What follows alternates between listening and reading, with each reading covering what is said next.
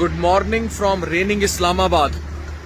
खुदा करे मेरे अर्ज़ पाक पे उतरे वो फसल गुल जिसे अंदेशाए ज़वाल ना हो।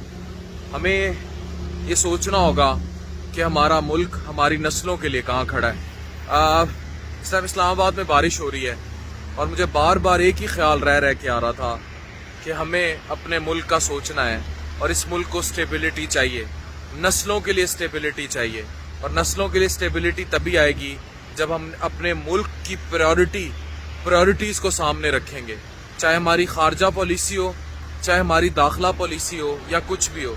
अगर ये मुल्क को और पाकिस्तानियत को मद्देनज़र रखकर बनाई जाएगी तो पाकिस्तान सेफ रहेगा, लेकिन अगर ऐसा नहीं किया जाएगा तो पाकिस्तान कभी सेफ नहीं रह सकता। ज़मान पाक में हालात सेटल होने के साथ साथ मुल्क में फ्री एंड फेयर इलेक्शंस, अवाम की ताकत से आया वोट और अवाम की ताकत से आए हुक्मरान, और इन दी एंड एक लॉन्ग लास्टिंग स्टेबिलिटी।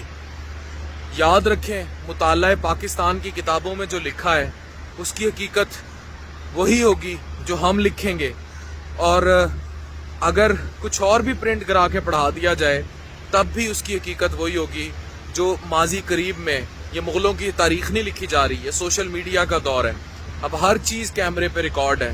ये ना हो कि अगले साल 100 साल बाद और 200 साल बाद मुग़लों को तो लोगों ने भुला दिया था, हमारी नस्लें हमें नहीं भुलाएंगी कि हम क्या करके गए। तो खुदा करे मेरे अर्ज़ पाक पे उतरे वो फसल गुल जिसे अंदेशाए ज़वाल ना हो। Thank you.